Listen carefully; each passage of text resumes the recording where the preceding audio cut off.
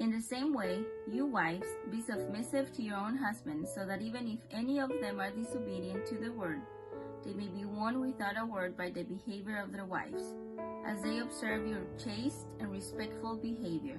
Do not let your beauty be the outward adorning of arranging the hair, of wearing gold, or of putting on fine apparel. But let your adorning be the hidden person of the heart, with the imperishable beauty of a gentle and quiet spirit, which in God's sight is very precious. So once the holy women who hoped in God used to adorn themselves and were submissive to their husbands. Like Sarah, who obeyed Abraham and called him her master, you, her daughters, if you do what is right and do not give away her fear.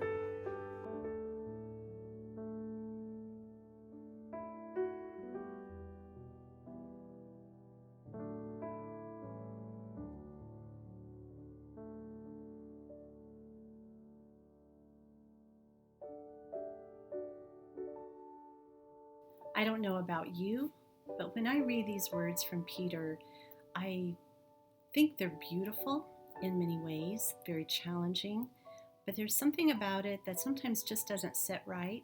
It's not something I would feel comfortable talking to other women about in my day and time because it just is so countercultural. And I think that becomes a problem in our minds when we're told and we believe, and it's true, that we are strong women. We have an equal right to respect in our society.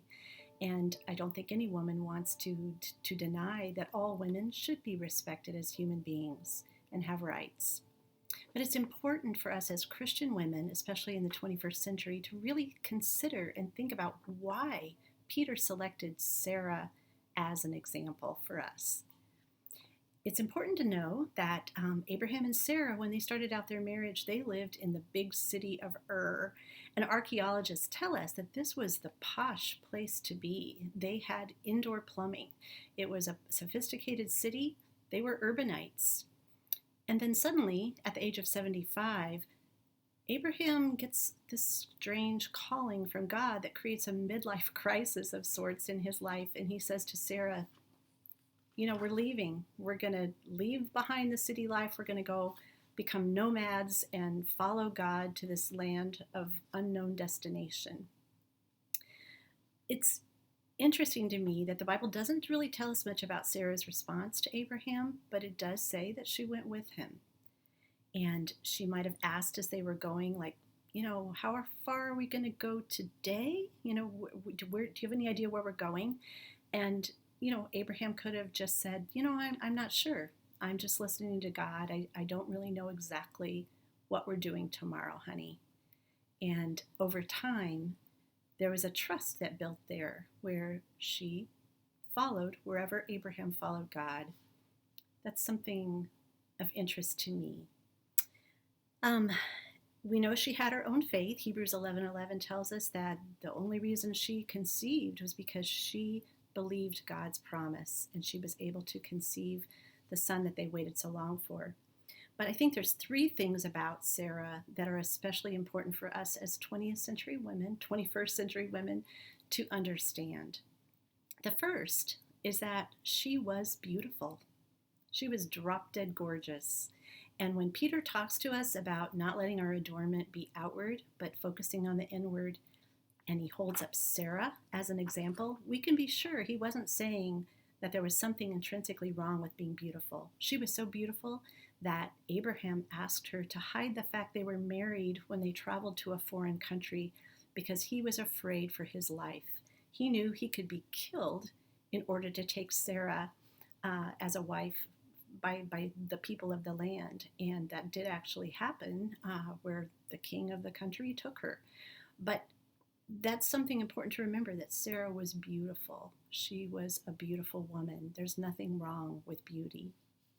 Number two, Sarah was not this little one-dimensional caricature that we see in Peter.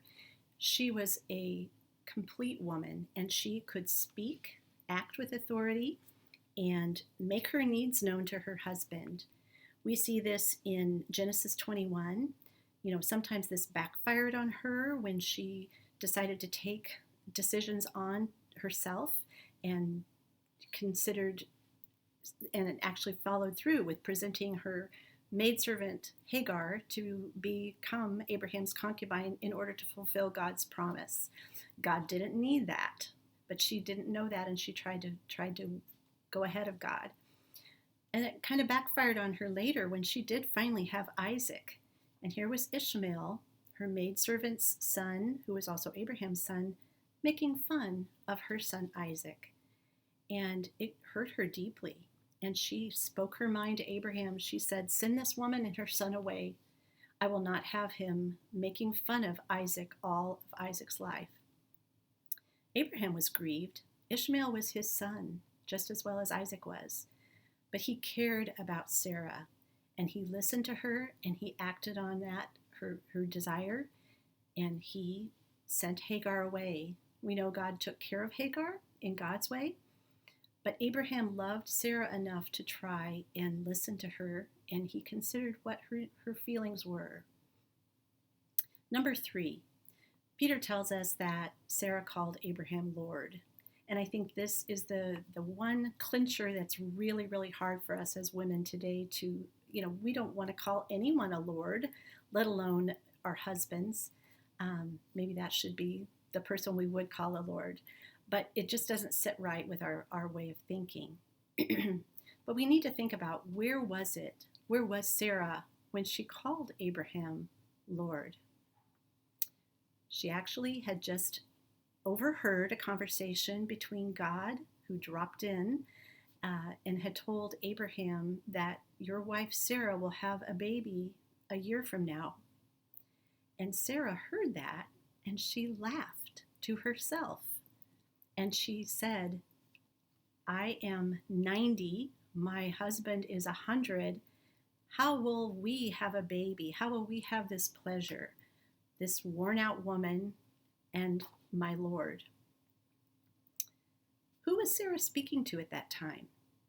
Was she bowing down to Abraham and calling him Lord? Was she speaking to the people of the village, calling Abraham her Lord? No. This is the only time that I'm aware of that the Bible mentions that Sarah called Abraham Lord, and she was thinking her own thoughts to herself. She, in the depths of her heart, was having reverence for her husband, respect, love, even as she laughed to herself. And I think that's really important, that what Peter was holding up to us as an example was not only a beautiful woman, not only a strong woman who talked to her husband, helped make decisions and influenced him, but also had inside of her that deep respect that would flow out of her and be so evident that she respected him in her heart, even when she was musing in her own thoughts. I think we would all do well, I know I would, to become more like Sarah.